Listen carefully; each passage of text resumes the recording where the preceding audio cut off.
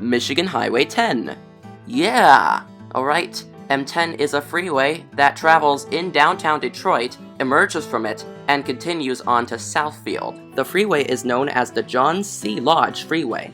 Alright, first, let's talk about northbound M10. We start here on Jefferson Avenue next to Hart Plaza, and we see that we're gonna go down into the freeway here, straight under the Huntington place. And once we get under there, we see Jefferson Avenue is our first exit, even though we were just on it, as it continues on, and we got our first pull-through for M10.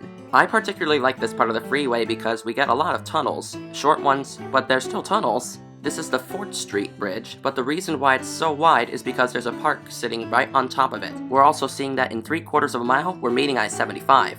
And here it is. It is simply signed for Toledo and Flint, and we are signed for Southfield, where our terminal is, as a freeway. Before we meet I-94, I-94 actually connects both airports. To the west we get the Metro Airport, and to the east we get the City Airport. Here's where we meet with I-94, signed west for Chicago and east for Port Huron.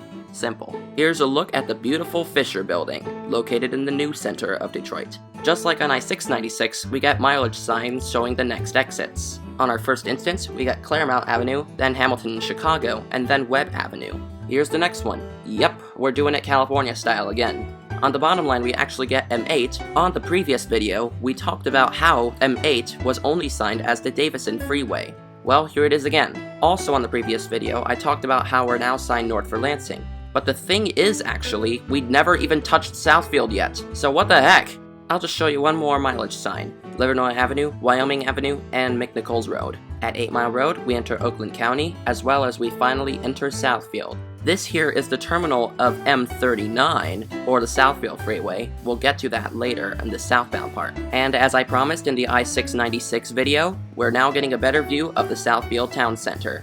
Alright, here's our big interchange with I-696 and US 24. West I-696 is all we get on this part, which is signed for Lansing, for it will meet with its parent I-96. US 24 is signed Telegraph Road, both south and north. Here is that left exit for West I-696. And now we are signed as Northwestern Highway. We talked about this in the I-696 video. I'll show you here. The freeway has now come to an end, and the road will now just continue as Northwestern Highway up to 14 Mile Road and Orchard Lake Road.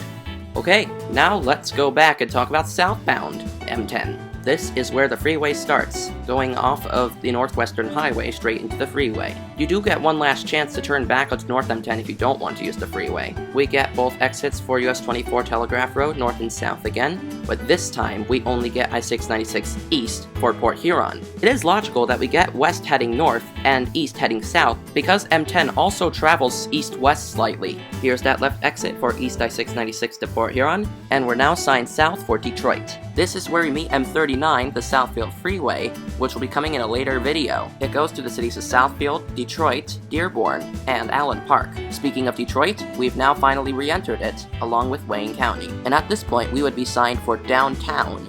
I'll show you 1 mile marker here, 7 Mile Road and Wyoming Avenue. Strangely, M10 won't actually let you exit to the westbound Davison Avenue. It'll only let you go east on Davison Freeway. But just like with the I-696 occasion, both roads would have generally come from the east. Here is I-94, east for Port Huron to the left, west for Chicago on the right. As I mentioned in the M5 video, M5 uses Grand River Avenue all the way down to downtown Detroit. Well, here it is. And we also get a look at the Motor City Casino Hotel. Here we meet I-75 again, for Flint and Toledo. Here is that 4th Street Bridge / tunnel again. The last exit we get before merging with Jefferson Avenue is Larned Street and downtown. We are right under the People Mover track as well.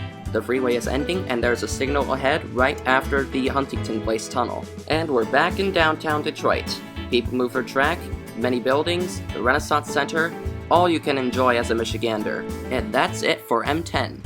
Thank you for watching this video, and remember to subscribe to me and Control City Freak. May peace be with you all.